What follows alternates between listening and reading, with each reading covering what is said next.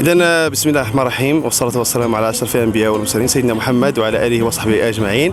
معكم حمزة اليعقوبي، عضو جمعية مبادرة فاعل خير طاطا. إذا كل سنة جمعية مبادرة فاعل خير طاطا تنظم مشروعها الرمضاني، مشروع رمضان الخير في نسخته العاشرة 1444 هجريا موافق ل 2023 ميلادية. هذا المشروع الرمضاني الذي نهدف فيه إلى تنظيم مجموعة من الأنشطة التضامنية الخيرية التربوية والصحية التي تهم ساكنة مدينة طاطا. ككل سنة الحمد لله السنوات الماضية جمعية مبادرة فاعل خير طاطا استطاعت أن تحقق نجاحا كبيرا فيما يخص الأنشطة الرمضانية، من يعني توزيع قفف الرمضانية، كذلك تنظيم خيمة الإفطار من خلال توزيع وجبات الإفطار هنا بفضاء يعني فضاء قاعة دار الشباب طاطا.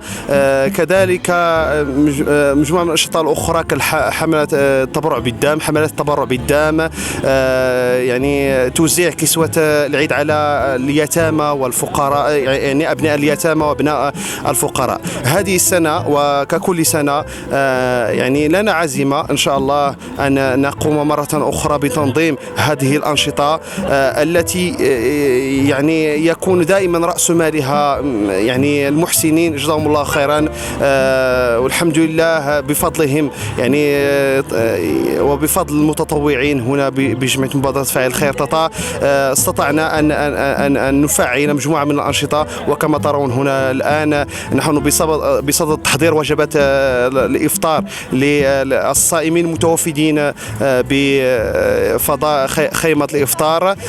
بغض النظر عن الخيمة توجد يعني أنشطة أخرى والتي ستنظم هذه السنة، من بينها حملتان للتبرع بالدم، من بينها المسابقة الثانية المحلية لتجويد وحفظ القرآن الكريم، يوم لتوجيه المدرسي، وأنشطة أخرى تربوية تنظم بعين المكان.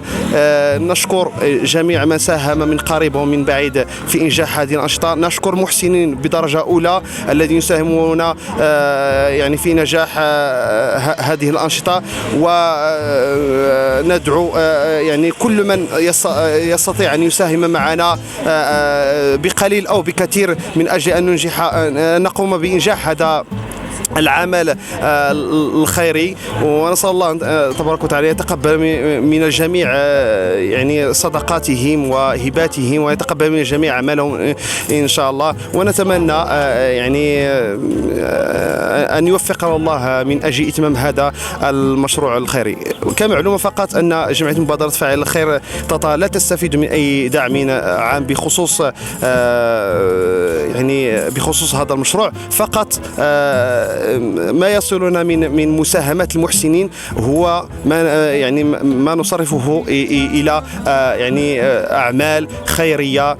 لذلك ندعو جميع من يستطيع أن يساهم أن يتعاون مع الجمعية من أجل أن ننجح هذا العمل الخيري. وإن شاء الله نتمنى الله التوفيق ونشكر الجميع.